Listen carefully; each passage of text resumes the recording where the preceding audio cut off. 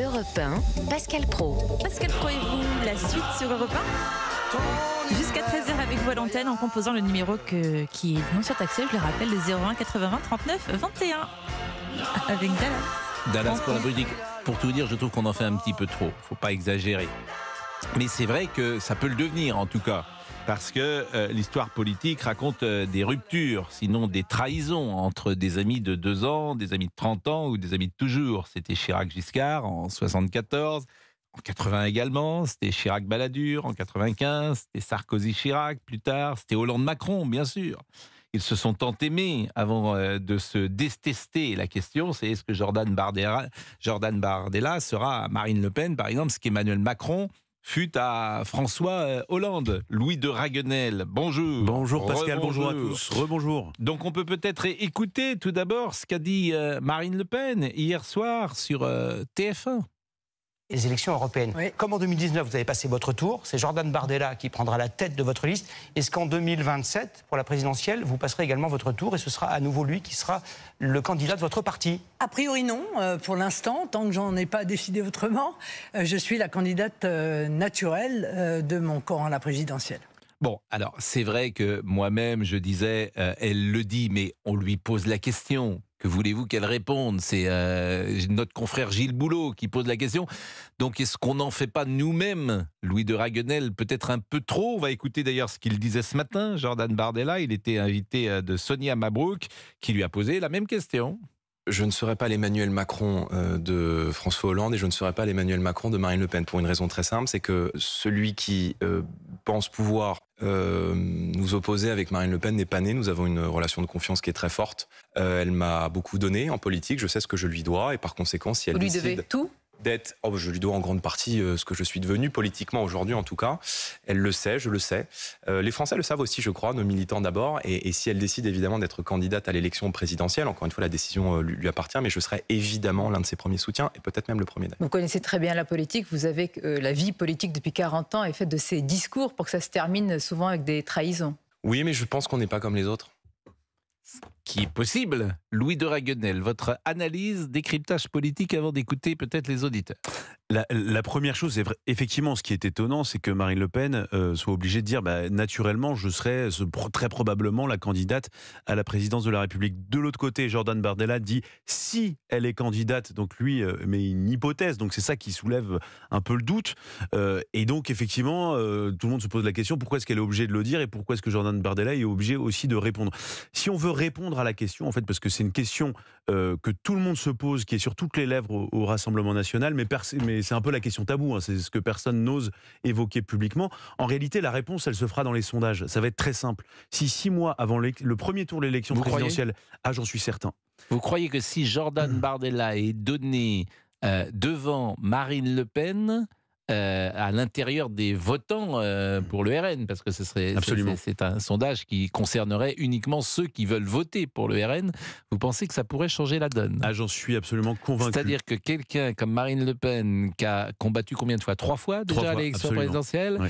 Qui imagine la consécration entrée à l'Élysée après 3 défaites, vous pensez qu'elle dirait écoute mon petit Jordan, t'as 28 ans, 29 ans, ou 30 ans en l'occurrence, je vais te laisser la place finalement. Attendez, c'est moi qui t'ai fait, mais je vais te laisser la place. Imaginez un instant le sondage, raisonnons par l'absurde, ce sondage de toute façon n'existe pas aujourd'hui. Oui. Mais si vous avez un sondage qui dit Jordan Bardella contre n'importe quel candidat peut remporter, peut permettre au RN d'accéder au pouvoir, là où Marine Le Pen serait donnée à la bascule ou alors parce perdante. Que le nom Le Pen, disons-le. Le nom Le Pen, certains pensent que le nom Le Pen est un handicap pour entrer à l'Élysée. Donc moi je pense que là pour le coup, alors c'est de la même manière, vous savez, les politiques ont l'habitude de vous dire tout le temps, moi je regarde pas les sondages, en réalité c'est complètement faux, ils sont obsédés par les sondages.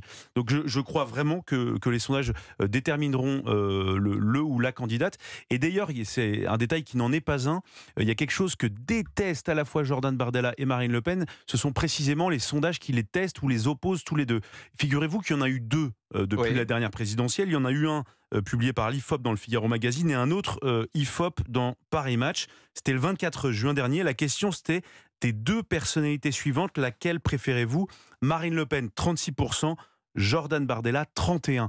5 points derrière, donc c'est extrêmement faible. Voilà. Et dès qu'on pose la question à la fois à Marine Le Pen et à Jordan Bardella sur le décryptage qu'ils donnent à ce sondage, on voit que ça les gêne, ça les met dans l'embarras. Pourquoi ? Parce qu'ils veulent surtout afficher cette image d'unité.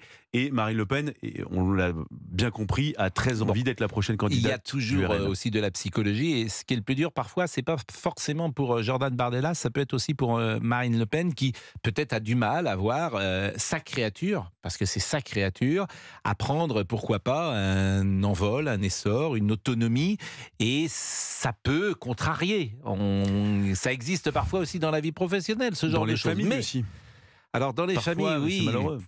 Oui, bien sûr, vous faites bien de parler de cela. Effectivement, je ne vis pas ça heureusement, et j'espère que mes enfants ne le ressentent pas comme ça.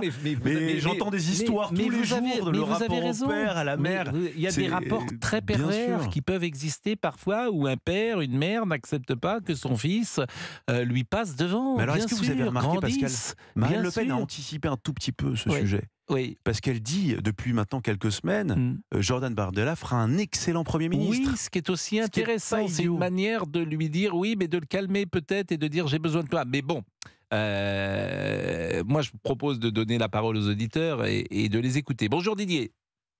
Bonjour. Et merci d'être avec nous. D'abord, que pensez-vous de notre dialogue ? Est-ce que vous vous dites un peu, ces gens-là font du jus de crâne à partir d'une mini-déclaration de Marine Le Pen, ou est-ce que vous pensez qu'il peut y avoir une forme de rivalité entre deux ? Non, je pense pas qu'il y ait une rivalité. Je pense simplement qu'ils ont des sondages par rapport aux européennes qui vont se passer bientôt. Et je pense que les Français en ont tellement marre de tout ce qui se passe en France. Il va y avoir un véritable raz-de-marée pour le Rassemblement national. Et dans ce cas-là, ça va poser Jordan Bardella sur une sorte de piédestal. Et donc tout le monde va voir Marine Le Pen, future présidente, ce qui est totalement différent.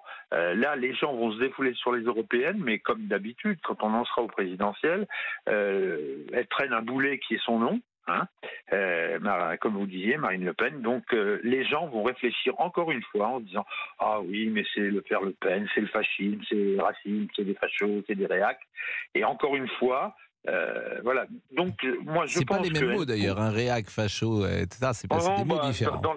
Dans le mot de la France insoumise, c'est toujours les mêmes choses. Oui, de toute façon, dès que vous n'êtes pas d'accord et que vous fustigez ce qui se passe en France, aussi sec, ça vous tombe dessus. Bon. Même si, par nécessité... Mais vous êtes manifestement proche de ce camp-là. Je comprends que vous êtes plutôt un électeur de Marine Le Pen. Je serais plutôt un électeur de Robert Ménard. Voilà. Mais comme il ne se présente pas, évidemment, c'est plus...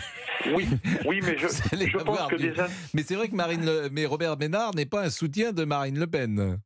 Enfin, non, mais elle l'a toujours été, un soutien de Robert Ménard. Oui. Mais je dis simplement que des individualités ne peuvent pas gagner. Disons. Oui, des individualités ne peuvent pas gagner, c'est-à-dire que Bardella peut pas gagner ou Le Pen peut pas gagner sans qu'elle présente. C'est que ces gens-là présentent un gouvernement. Il faut par exemple que Marine Le Pen dise écoutez, si je suis élu, mon Premier ministre sera Robert Ménard, par exemple. Et à l'économie, je mettrai Tanguy. Voilà, des gens qui ont des compétences et qui ont montré leurs valeurs.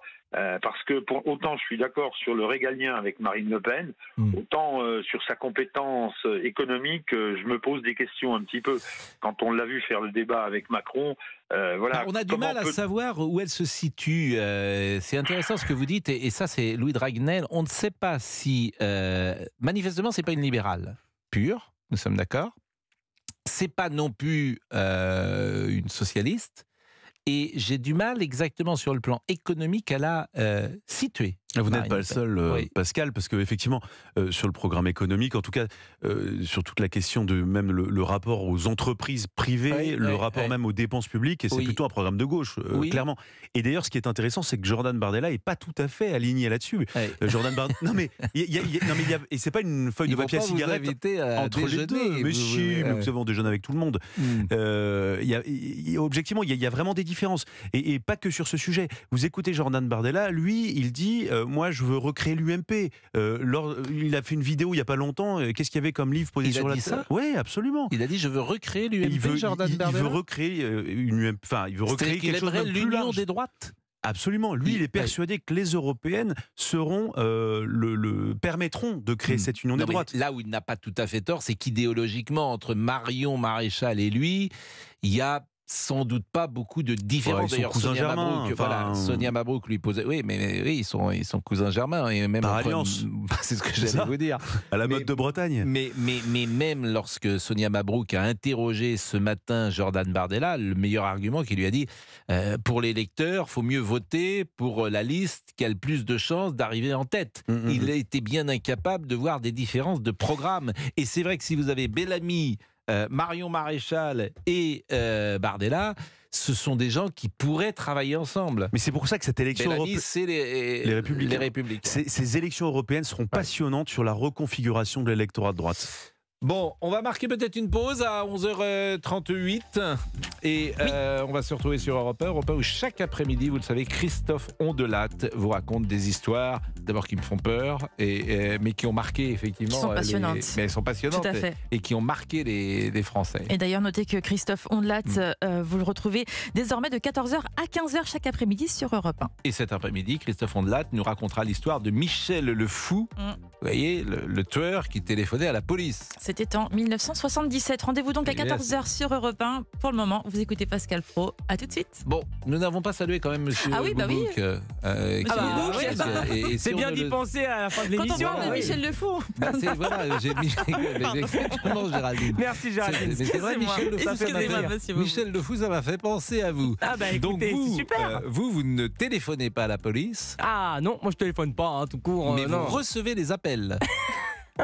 De la police? Non, pas de la police, les appels des gens. Attendez, vous êtes en train de dire quoi là, sur Pascal? Facebook. Ah oui, bien sûr. Ah oui, vous recevez les appels. Ah mais bien sûr, ça c'est même mon métier. Oui, non, évidemment. Ah oui, ça y est. Je suis en train de faire ce qu'on appelle dans notre jargon un lancement. Ah, vous me présentez. D'accord. Non, vous me présentez pas non plus. Je pensais que vous alliez nous dire ce qu'il y avait sur votre page Facebook. Écoutez, rendormez-vous quelques secondes. On va revenir après la pause. Olivier Guédec est avec nous. Monsieur Boubouk, je le dis pour ceux qui ne connaissent pas encore, parce qu'on l'appelle Monsieur Boubouk, c'est un ancien ami qui l'avait baptisé comme ça, dont je n'ai plus de nouvelles. Non, je ne sais pas ce que devient cet ancien ami. Non, parce que vous lisiez, récoltiez la page Facebook. C'est ça, exactement. Le même Monsieur Boubouk qui a battu Louis de Ragnay sur une question historique. Je tiens à le rappeler quand même. Exactement. C'est vrai, je reconnais encore une fois ma défaite. Exactement. Donc la page Facebook, vous l'avez construite la semaine dernière, on était à 2000 ou 3000 personnes, et puis finalement vous l'avez déconstruite. Vous l'avez déconstruite parce que vous aviez oublié les codes ou je ne me souviens plus. Oui, c'est ça. Exactement. Et là, on est à combien de personnes? Ça cartonne, on est à 944. Oui, mais c'est beaucoup plus lent que la semaine dernière. On avait 1700 en 2 jours. Oui, mais on va passer les 1000 aujourd'hui. Vous savez pourquoi? On va passer les 1000? Oui, aujourd'hui. Parce qu'on va offrir un cadeau au 1000e. Aujourd'hui. Qu'est-ce qu'on offre? Ah, je sais pas. Ça, je suis en train d'y réfléchir. Oui, j'ai pas encore établi la stratégie. Oui. Ah oui, bon, écoutez, désolé. On réfléchit après la pause. Oui, je vais me réveiller. Oui. Il est 11h40 sur Europe 1. Europe 1. Pascal Praud et vous. Pascal Praud et vous, la suite. Et Pascal Praud, on vous retrouve avec Louis de Ragnel sur Europe 1. Alors pour illustrer cette petite rivalité qui pourrait exister entre Jordan Bardella et Marine Le Pen, j'ai choisi 2 chansons que je vais vous proposer. La première, c'est Jordan Bardella, d'une certaine manière. Pour le moment... Moi joli bébé requin, je vais te dévorer le cœur.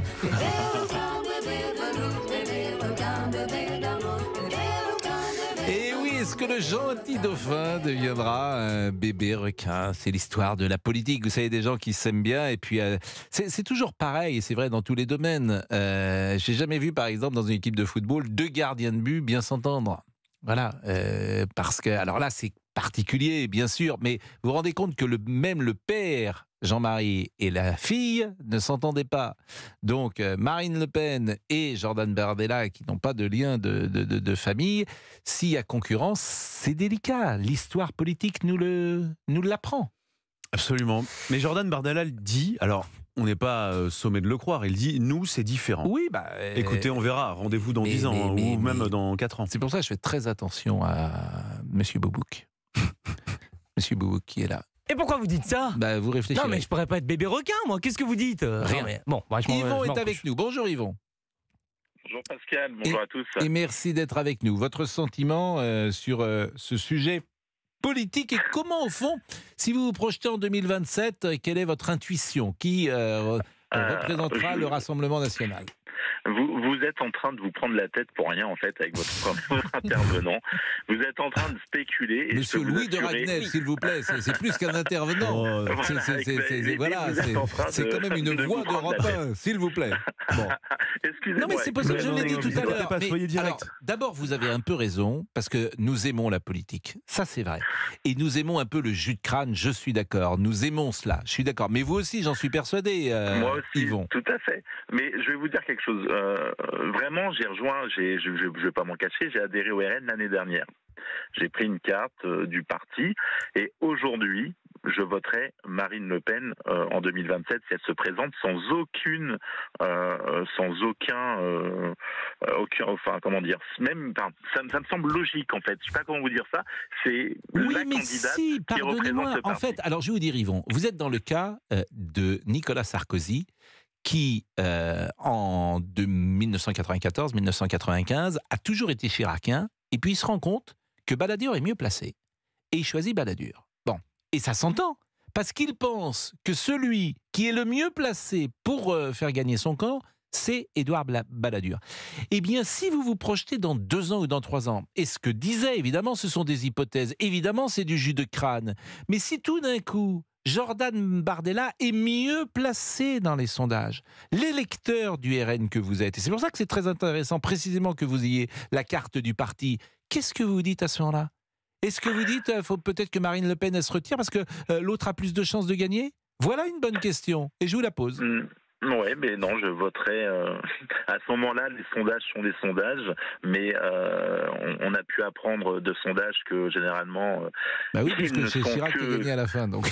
Donc, non, je pense vraiment qu'aujourd'hui et même plus tard, enfin, la complémentarité de Jordan Bardella et de Marine Le Pen se voit, et aujourd'hui, elle est la figure du RN, et je peux vous assurer que c'est la patronne et que c'est elle qui représente le parti. Non, je voulais juste vous poser une question, très, très honnêtement.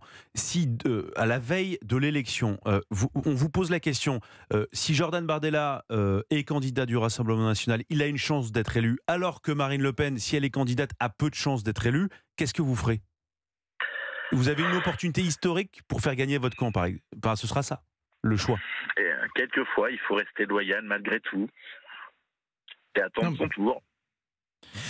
Bah en tout cas, merci de votre... Vous venez d'où d'ailleurs, Yvon? Je ne parle pas géographiquement, mais politiquement, parce que vous dites j'ai pris ma carte du RN. Vous venez de J'ai toujours été très à gauche avant. Alors pas à l'extrême gauche, mais j'étais à gauche et en fait... vous avez quel âge, Yvon? 36 ans. Donc vous votez depuis l'âge de 18 ans à toutes les élections présidentielles? Non. Les élections de l'année dernière ont été la première fois où j'ai été voté. C'est la première fois que vous avez voté, d'accord. Tout à fait. Je n'ai jamais voté avant et je ne voulais absolument pas revoir Macron une deuxième fois. Mais... Bah, écoutez, manifestement, ça n'a pas été. Ça sera pour la prochaine fois, puisqu'il n'a pas le droit de se représenter. Oui, quoi qu'il arrive. Oui. Vous faites quoi dans la vie lorsque vous n'êtes pas militant RN? Technicien de maintenance. Et vous êtes dans quelle région de France? La Sarthe, au Mans, Pascal. J'ai 6 enfants, rappelez-vous. Ah bah, vous avez 6 enfants, effectivement. Oui, on s'est parlé il y a peu de temps déjà sur un autre sujet. Oui, mais vous savez, je suis un vieux vous avez monsieur. Beaucoup de monde. Non, c'est pas ça, c'est que maintenant, hein, il faut me prévenir, voilà, il faut me faire des notes, vous savez bien. Hélas, alors que Louis Dragnel, Monsieur Boubouk, Géraldine Hamon, qui sont là, voilà, eux, ils sont jeunes, ils ont un cerveau en état de marche. Ça va être Monsieur Boubouk et vous, hein. Mais bien sûr. Ah, vous pensez que ce sera Monsieur Boubouk et vous, l'émission l'année prochaine? Ah, ben c'est une idée. Je vous remercie. Et Monsieur Boubouk va-t-il tuer le père après? Non, monsieur, est-ce qu'on peut faire un jingle tout de suite? Monsieur Boubouk et vous. Non, pas Monsieur Boubouk et vous. Posez vos questions à Monsieur Boubouk et vous. Bon, ça va, vous allez bien? Merci Yvon. 6 enfants. Vous pouvez rappeler les prénoms des 6 enfants? Oui, j'ai Kiliana, Enzo, Liana, Wyatt, Emma. Il m'en manque un, je crois. Bah oui, il me semble. J'ai compté 5. Peut-être que vous n'en avez que 5. Hein, je veux dire, peut-être que vous avez mal compté hier soir au dîner. On en a vendu un. Bon, Emma, c'est joli. Emma, je m'appelle Ethan. Il me manquait Ethan. Bon, bah écoutez, ce sont d'abord des jolis prénoms. Et votre épouse s'appelle comment, Yvon ? Virginie. Bah, c'est pour ça que voilà, j'ai été parce que je suis doué d'une sorte d'intuition comme ça, de troisième sens. Ah bon ? Pas troisième d'ailleurs, on dit combien ? C'est le cinquième ? C'est le septième, c'est le sixième. Merci. Bon bah vous voyez, c'est la fin. Vous avez parfaitement raison, Yvon. C'est ma dernière année. Merci. Bon. Mais alors, c'est bonne. Ah bah, je ne vous le fais pas dire. Merci beaucoup.